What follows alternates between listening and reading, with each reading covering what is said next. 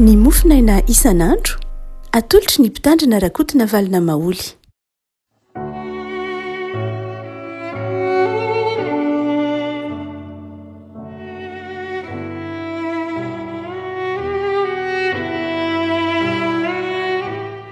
Falomerabantsika revako malala ratra ty ratsinainy fa 20 ny volana jolay ity. Ny mofonaina izay voalahatra ao antsika dia ny bokin'ny mpanjaka faharoa. Mpanjaka faharoa toko voalohany. Mpanjaka faharoa toko voalohany andininy fasivy ka hatramin'ny fahavalo ambin'ny folo. Mpanjaka faharoa toko voalohany andininy fasivy ka hatramin'ny fahavalo ambin'ny folo. Vakitsika aminaran'i Jesosy. Ary ny mpanjaka naniraka mpife 50 anankiray mba amin'ny 50 fehiny akany aminy, dia niakatra tany aminy izy ka indro izy nipetraka teo tampony tendrombohitra ary niteny tamin'ireo lehilahy hoe: ry lehilahin'Andriamanitra ô midina ianao, antsoin'ny mpanjaka. Fa Eliana malika nanao tamin'ny mpife 50 hoe: raha lehilahin'Andriamanitra tokoa dia aoka isy afo milatsaka avy any an-danitra handevina anao sy ny 50 fehinao. Ary dia nisy afo nilatsaka avy tany an-danitra ka nandevina azy mba amin'ny 50 fehiny. Dia naniraka mpife 50 anankiray mba amin'ny 50 fehiny akany amin'ny koa ny mpanjaka, dia niteny izy ka nanao taminy hoe: ry lehilahin'Andriamanitra ô, midina faingana ianao, antsoin'ny mpanjaka. Fa namaly alika nanao taminy hoe: raha lehilahin'Andriamanitra tokoa dia aoka isy afo milatsaka avy any an-danitra ka handevina anao mba amin'ny 50 fehinao. Ary dia nisy afon'Andriamanitra nilatsaka avy tany an-danitra ka nandevina azy mba amin'ny 50 fehiny. Ary dia naniraka mpife 50 anankiray koa indray mba amin'ny 50 fehiny izy, dia niakatra ilay mpife 50 ka tonga ary nandohalika teo anatrehany alika ny fona tany manao hoe: masina ianao lehilahin'Andriamanitra ô, aoka zava-tsoa eo masonao ny aiko sy ny eny reto mpanomponao 50 reto. Indro efa nisy afo nilatsaka avy tany an-danitra ka nandevina ireo roa lahy mpife 50 ireo mba amin'ny 50 fehiny avy. Fa aoka kosa ho zava-tsoa eo masonao ny aiko ankehitriny. Ary hoy ilay anjelin'i Jehovah tamin'ny Elia: midina ihany araka aminy ianao fa aza matahotra azy. Ary dia niainga izy ka didina niaraka taminy ho any amin'ny mpanjaka. Ary hoy izy tamin'ny mpanjaka: izao no lazain'i Jehovah, satria naniraka olona an-tany amin'ny bala Jeboba andriamanitra Ekrona ianao, hoatran'ny tsy misy andriamanitra eo amin'ny Israely, dia tsy hidina hiala amin'ny farafara izay niakaranao ianao fa ho faty tokoa. Ka dia maty izy araka ny tenin'i Jehovah izay nolazainy Elia. Ary satria tsy nanan-janaka izy dia Jorama no nanjaka nandimby azy tamin'ny taona faharoa nanjakan'i Jorama, zanak'i Josafata mpanjakan'i Joda. Ary ny asan'ny Ahazia izay nataony tsy efa voasoratra ao amin'ny bokin'ny tantaran'ny mpanjakan'i Israely va izany? Ray masina manamasinana amin'ny fahamarinana, ny teninao ny fahamarinana. Amen. Revako tantaran'ny Ahaza mpanjaka no voaresaka eto amin'ity mofinaina ity. Ahazia moa no voaresaka eto, izay zanaky Ahaba, fantatsika Ahaba sy ny fanompoantsampiny, Ahaba sy Jezebela izay mpanjaka tany amin'ny fanjakana avaratra, nitarika ny firenena fanjakana avaratra hanompo sampy. Ary tsy niala tamin'izany toe-tsaina izany koa i Ahazia zanaky Ahaba zany, fa mpanompo sampy tahaka an'ireo ray aman-dreny ihany izy. Raha maka nefa nianjera izy, nianjera solafaka tao an-dapany ary dia narary teo am-pandriana. Rehefa narary teo am-pandriana izy dia nitady izay fomba hasitrana azy ary naniraka ny mpanompony hametraka fanontaniany amin'ny toe-pahasalamany tany amin'ny bala Jeboba, andriamanitry ny Ekrona. Ary dia natezitra an'Andriamanitra izany. Ary dia naniraka an'i Elia izany, ny anjelin'i Jehovah n'Andriamanitra niteny tamin'ny ity mpanjaka ity hoe: lazao aminy fa tsy hidina eo amin'ny fandriana intsony izy fa ho faty eo am-pandriana. Ary dia nitohy ny tantara no aty manomboka amin'ny 15 no zara mofinaina ho antsika ry havako.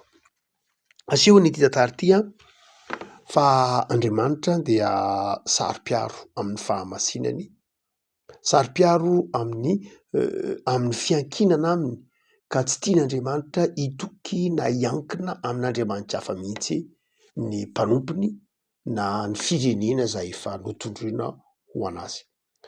Nandre ny tenin'ny litisbita ity mpanjaka ity aza zany azy zany dia rehefa nandreany izy dia fantany satria ny mpanompo ny teny taminy hoe zao ny afatra ny tenin'ny litisbita dia lasa azy naniraka fety 10 nakany amin'ny Elia. Rehefa tonga tany amin'ny Elia dia hoy Elia manao hoe ny teny zany azy io andana mba asevo makaty i Elia ary nitondra mpife izy zany hoe nitondra miaramila zany izy ary Elia dia nieritreritra ny tena satria efa fantany tsara ny tsy fitiavan'ny fianakaviany Ahaba azy ka dia nieritreritra Elia hoe hisambotra azy ireto mpife 10 ireto dia hoy Elia manao hoe misy afo avy any an-danitra hamono anareo mantsy an'ilay mpife 10 niaraka tamin'ny ireo 10 fehezina reo miaramila zany mba hitondra ny Elia andeha ho any amin'ny azy. Azy zany eritreritra haka ny Elia mba eritreritra ny fanontaniana momba ny hoe ahoana no atao famarary aho. Kanjo moa Elia natahotra satria tsy natoko intsony fantany fianakaviany Ahaba ka dia indrobe zao no nangatahany Elia afo ilatsaka avy any an-danitra ho an'ny ireto mpife 10 ny rany azy. Any amin'ny iraka fahatelony izy vao avotra lay iraka fahatelo avotra zany lay iraka fahatelo satria nifona tamin'ny Elia. Inona no afatra lay mofinaina? Malaika voalohany tsika manao hoe Andriamanitra sary-piaro amin'ny fahamasinana. Sary-piaro amin'ny fahamasinana Andriamanitra ary tsy tia hampirafesina amin'ny andriamanitra hafa mihitsy. Andriamanitra dia niteny manao hoe aza manontany, aza mametra-panontaniana, aza miresaka amin'ny Andriamanitra tsy izy fa nga tsy misy Andriamanitra moa eo no nga Jehova tsy eo fa nga tsy Andriamanitra tsy eo no manontany any Balazeboba toy ny manao tsy nitsino n'Andriamanitra mihitsy. Azay natesitra n'Andriamanitra. Andriamanitra dia mifehy ny zavaboary rehetra. Andriamanitra mifehy ny zava-misy rehetra eto ambany masoandro ary dia eo Andriamanitra tsy hoe masiaka Andriamanitra. Fefa nametraka mihitsy Andriamanitra tamin'ny firenen'ny Israely any hoe Andriamanitra dia sarotiny ka tsy hampirafesina amin'Andriamanitra hafa. Raha piaritsika amin'ny fiainana andavanandrontsika dia tsy ankasitrahan'Andriamanitra mihitsy ny fiankinana na ny fametraha-panontaniana kory ary ndraindray na amin'ny fisalasalana ndraindray tsika misy olombelona na kristianina zany ndraindray tratra ny fakam-panahy mametra-panontaniana mandeha makary amin'ny sampy, mandeha makary amin'ny sikidy, mandeha makary amin'ny mpanandro sanatria mametra-panontaniana ny amin'ny hoe ahoana moa zany no aviko nandeha misy makany amin'ny ireny mpahita ireny.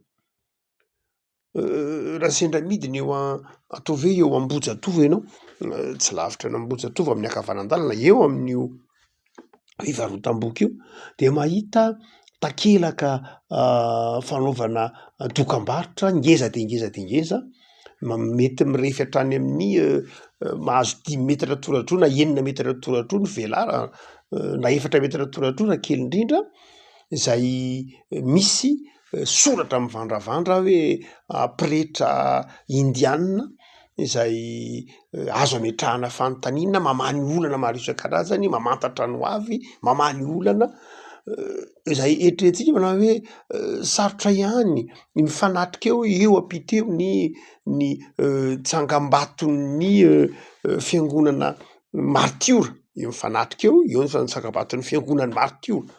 Misy tsangam-bato eo nataon'ny fiangonan'ny Tranovato Faravohatra, eo ankilany eo ny Tranovato Ambonina-Pamarinana, na tsy diso any Ambohipotsy mifanila eo amin'io ary eo ampitany eo isoratra mivandravandra mitaonany olona eto ampovoan-Antananarivo ve zany samy taonany olona mpandalo handeha hametra-panontaniana amina pretra indiana amin'ny tany hoe ahoana ny ho aviko, ahoana ny fahasalamako, ahoana ny olan'ny asako sy ny sisa rehetra mivandravandra zay lalovan'ny fiarakodia amin'ny eny amorona rabe iny mamperitreritra zany tiavako malala mamperitreritra ny hoe tsy hoe dokam-barotra hoe mifidiana entana kory ara farafaratsiny hoe fiarakodia sa akanjo sa inona fa de tena mihitsy hoe afaka mametraka fanontaniana amin'io ity misy pretra iny ana sanatry ny vava tsy hoe manintsika le olo sanatry de sanatry ny vava mihitsy tsy zay loatra ny tiatsika tenena sanatry tsy fanenjehana sanatry de sanatry tsy zay loatra fa mamperitreritra atsika lay fifanatrehany reo zavatra anankiroa reo eo fanatrika eo mampieritreritra ny lanjan'izany hoe eto tsangam-batom-piangonana tsangam-baton'ny martiora tsangam-baton'ny mavana ary mifanatrika eto misy zavatra anankiray izay sanatry ny vava koa reny olona reny nenjehantsika tsy zay malalaka ny vavahana am'izay tiany arahana ny olona malalaka be eto Madagasikara fa mamperitreritra atsika kristianina fotsiny tiana lazaina mamperitreritra atsika kristianina fotsiny hoe iza no ametrahantsika kristianina fanontaniana mitodika mankaiza isika rehefa ao anatin'ny olana mitodika mankaiza isika rehefa misy zavatsarotra fa eto am'izao tontolo zao de be ny karazam-pampianarana zay fantatsika fa mety ho mitaona ny olona na inona tsy azotsika ometsiny nge fiarahamonina samy mitaona an'izay mety hinony ihany be dehibe zany fa anjaratsika kristianina ny meritreritra anjaratsika ny miambina anjaratsika ny mananjalanja ary dia movatsy izay eto amin'ity mitrango ty eo a marary azy dia tsy tany amin'Andriamanitra izy nametra-panontaniana fa tany amin'ny Andriamanitra tsy izy hoe ahoana ny efa rako inona no olako ahoana sy ny sisa rehetra de tesitr'Andriamanitra ary eto dia nongotan'Andriamanitra mihitsy hatramin'ny farany de tavela eo amin'io fandrino ianao ary tsy nananjalaka misy fandrahalahano nandiby azy afaka malala misy fotoana izay isehoan'Andriamanitra mihitsy amin'ny heriny sy ny fahefany ary tsy andeferany mihitsy rehefa manao tsinitsinina azy rehefa manao tsinitsinina azy rehefa ireo firenena na ny mpino na ny olona zay natsoina amin'ny anarany de mahasary-piaro an'Andriamanitra ny hoe rehefa nanao eny tamin'Andriamanitra ianao de sary-piaro Andriamanitra ary tsy hoe tsy fitiavana ny azy loatra io akory fa mba ho fananarana ny fireneny Israely fa ny voninahitr'Andriamanitra tsy omeny hafa mihitsy ny voninahitr'Andriamanitra mahasarotiny azy fa ny faharoa zay asehon'ity andinjoatra masina eto ampelantanantsika ety dia fanahoana kosa ara moa zany Eli dia niantso afo avany an-danitra mihitsy mba hamono olona zato be zao fanahoana ny antony dia ilay taony tahotra Eli saingy nasehony Elia fa ilay Andriamanitra inona nge lay tsy niaviny azy io de tena mbola manana ny heriny sy ny fahefany ary rehefa antsoina de mamaly zany hoe tiany Eli ho takatry ny fireneny Israely fa diso mihitsy azy niantso Andriamanitra hafa diso azy niantso niantso any Balazeboba zay nazahoana ny teny hoe Belzeboba mihitsy moa avy amin'ny teny hoe Balazeboba nge Belzeboba zany hoe niantso ny devoliny dia nasehony Eli mihitsy fa tsy fahadosoana mihitsy fahadoson-dalana ny etsoina Andriamanitra tsy izy fa ny Andriamanitry ny Israely dia ny Jehova de tena mandre mihitsy tena mamaly dia zay ny dikany nanefony anasehony Eli indroa mihitsy nasehony Eli indroa mihitsy ny hoe Andriamanitra tsy hoe ndray mandeha fotsiny fa naveriny le zany hoe tena azo atao mihitsy ny miantso an'Andriamanitra maheno Andriamanitra ary mamaly zay zavatra angatahany amin'Andriamanitra zay no antony io nanehoany Eli an'io fa tsy hoe akory sanatria manao tsinitsinina ny famonoan'olona le Eli tsy zay loatra fa tiany Eli aseho fa io Andriamanitra io de zao manana ny hery sy ny fahefana adosoana ny miala aminy fahavoazana ny fivadihana aminy fa mbola ao amin'Andriamanitra ny hery sy ny fahefana ary na iza na iza rehefa miantso azy de mamaly izy zay ny tiany Eli nasongadina ary ny fahatelo zay tiany Eli nasongadina amin'ny tantara ity de zao lay andiany fahatelo zany lay mpifehy fahatelo zay nitondra 10 lahy niaraka de ny fona tamin'ny Eli ny tena manao hoe mba ataovy ho zava-dehibe moa reny aiko efa olona zato zay maty teo aloha afa nandohalika mihitsy izy masiny ianao ny lehilahin'Andriamanitra aoko ho zava-tsoe masonao ny aiko ary dia teo Eli vao zany hoe nasehony Eli indray tamin'ny fahatelo fa Andriamanitra de Andriamanitra ny famindram-po Andriamanitra de Andriamanitra ny famindram-po Andriamanitra ny fibebahana Andriamanitra mihay ny fifonana sy ny fibebahana saingy zay mbola tsy hitany Eli teo amin'ny Azia sy ireo olona zay manodidina azy. Zany hoe nasehony Eli ilay Andriamanitra mahery tompony hery sy ny fahefana, fa nasehony koa fa io Andriamanitra io de zao Andriamanitra mamindra fo, Andriamanitra mamela heloka, Andriamanitra azo resahana, Andriamanitra azo ifonana sy angatahana famelan-keloka. Ary dia tsapo zany tamin'ity andihany fahatelo ity. Ary dia ilay anjelin'i Jehovah moa teny tamin'ny alimony hoe mandeha anay ihany ianao ka ampahavalazao aminy de ampahafantaro azy fa ho faty izy. Tsy niova mihitsy niafatra Andriamanitra tamin'ny Azia. Revako malala zavatra roa lehibe zany no ampahirezana anao amin'ny herinandro zay vao manomboka ity. De izao aoka azoto andeha amin'ny fahamasinan'Andriamanitra. Aoka azoto hiankina amin'ny fahamasinan'Andriamanitra. Ary aoka hiambina tsara satria be dia be amin'izao andro ankehitriny zao, andron'ny fahalalahana zao, dia be dia be ny karazam-pivavahana miparitaka eto ambonin'ny tany. Be dia be mihitsy satria mazava malalaka ny fiarahamonina, fa izao aza miala amin'ny Andriamanitra ao.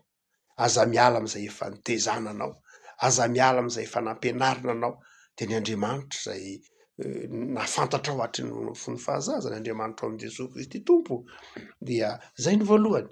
Tazomy mafy zay efa nampianarina anao, tazomy mafy zay efa nifikirina sy nampianarina anao hatry ny fahazaza. Dia ny faharoa lehibe de izao miorena amin'ny finoana, ary miorena mafy amin'ny finoana na de ao anatin'ny zavatra sarotra de mino fa mamaly vavaka ny Andriamanitra ao, tompony hery sy ny fahefana izy, de mamaly vavaka izy, mahity izy, de manomeza voninahitra azy. Ny antony nahafatesan'i Jesosy tao amin'ny hazo fijaliana ange de mba hampihavana anao amin'izany Andriamanitra izany, de amin'ny Andriamanitra tsika. Noho zany de matokia amin'ity herinandro ity fa momba anao ny Andriamanitra ao, miorena amin'ny finoana, miorena amin'ny fahamasinana, ary ataovy ho zava-dehibe fa io Andriamanitra io de mahita ny ataontsika mandrakariva. Hivavaka isika. Tompo amin'izao zay noho ny amin'ny soratra ao masina izay mampahery anay fa ny Andriamanitra de Andriamanitra mahery, Andriamanitra mahay zavatra rehetra, Andriamanitra tompony hery sy ny fahefana, Andriamanitra tsy hay tohaina, Andriamanitra mitondro zao rehetra zao, ary Andriamanitra sarom-piaro amin'ny fahamasinana. De misaotra Tompo fa mihaino vavaka anay ianao, de tehirizo zay Tompo, mba tsy ary mandrakariva ny fitiavanao, tehirizo andeha amin'ny fahamasinanao ary ataovy miorina amin'ny finoana sy ny fahatokinanao Andriamanitra. Betsaka ny karazam-pampianarana mitrangy ety anivon'ny zao tontolo zao, dia arovy zahay mba handeha mandrakariva amin'ny fampianarana marina sy tena izy araka ny teninao. De meonay ny fahasalamana ery tanjaka makivaky ity herinandro vaovao ity. Misaotra Jesosy. Amen.